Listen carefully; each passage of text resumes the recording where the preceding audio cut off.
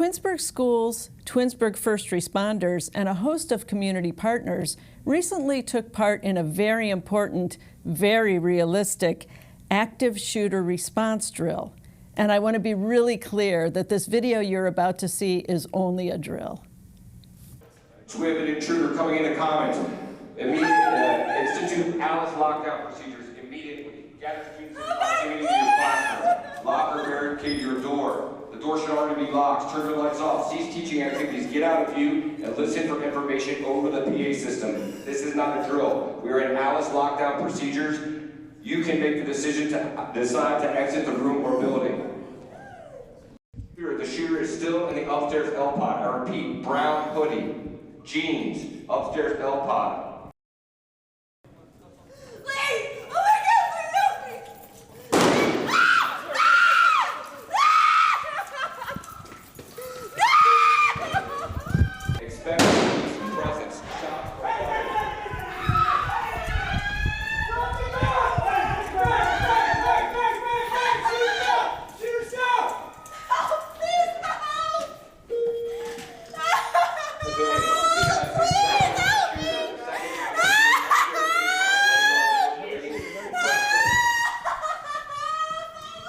Today was a full-scale exercise between the schools, Twinsburg High School and the city school district, first responders, Twinsburg Police and Fire, as well as a lot of surrounding jurisdictions. They came together to respond to an active threat that took place at the high school. We do these exercises in schools and first responders all the time. We really want to focus in, when we do these exercises though, on overall enhancing our capabilities. A lot of folks like to talk about certain hazards or scenarios. We really stress that we want to have folks test capabilities so that they can respond effectively to any situation. So today was a culmination of that.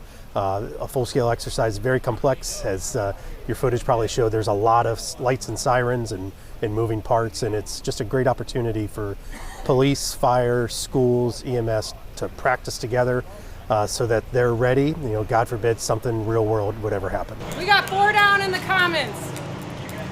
We have a victim with a tourniquet outside of A211. Alpha 211. Hey. We'll be assessing. This has been a long overdue event. We've trained well with the cities and the schools together. 5-6 years ago was our last time. We've always worked well together, but we have new people in positions, police officers, firefighters, certainly the school district. So we want to make sure we had those newer or younger personnel that went through this, of course, and also to exercise our relationships with public safety forces in Twinsburg and mutual aid partners, and to get ourselves evaluated professionally. So we knew we were good at it, but we just wanted to see what the outsiders thought. You know, you sort of pay somebody to criticize you. That's what we did. So, and it does take a lot of coordination for this type of event. We simulated an Asher event, which is a hostile event in any kind of building, not just school. But so we're doing the school, obviously. So we simulated an active shooter. We also brought in the component for triage, transport, rescue task force, which is the police and fire departments moving in to do patient triage and some treatment, maybe while the building's still not cold yet. It may be warm. You know, the threat has stopped, but they still have to do the room clearing. So, and then that component just turns into transport and trying to the logistics of it all. Where you taking people to? What hospitals can accept people? How many med units do you have? A lot of moving parts, and that's just one of the components we were graded on. There was also the mass communications component. That's the city and the schools, all agencies working together to make sure you have unified messaging coming out, so we're not duplicating efforts. So hopefully that all worked out. And also mock press conferences. That portion is huge. When you're trying to talk to a community and they need to follow instructions, really important instructions, that's what we do. The other one component was the command and control portion, which is getting everybody together, that unified command, police, fire, the school district, CERT, Twinsburg CERT, wow, big players today. The other components were mass transportation, and with the reunification component that Kathy Powers and the school district came up with, they exercised that plan. So it was almost like a drill within a drill.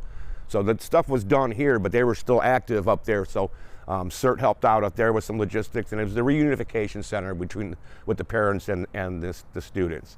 Thank you for getting here, and we got the last word we got from the high school is that the high school is completely evacuated. All of the students were brought here via school bus, and now this is your reunification site. So they're getting your kid and bringing them here.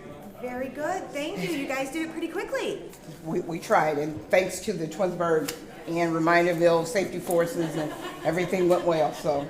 Well, today was a really important day, not just to our school community, but to the greater community. Thanks to the coordinated efforts of Twinsburg Fire, Twinsburg Police, the CERT team, our friends at the City of Reminderville, the City of Twinsburg, we were able to test a lot of our systems. You know, we have a lot of safety protocols and processes that are in a binder, and we think that they might work in a crisis, but it's when you put those things into play in a full-scale crisis drill like we had today at Twinsburg High School, then you know what really is working, and you also know what you need to work on to improve should we have another situation, be it a drill or a real circumstance.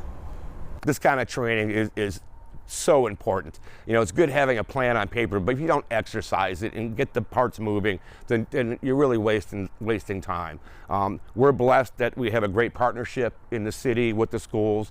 We're on the same page on this. This is definitely, you can tell we're on the same page, and the community should feel well that we're prepared, not just for something like this, you know, which is the worst thing that could happen, but everything in between too.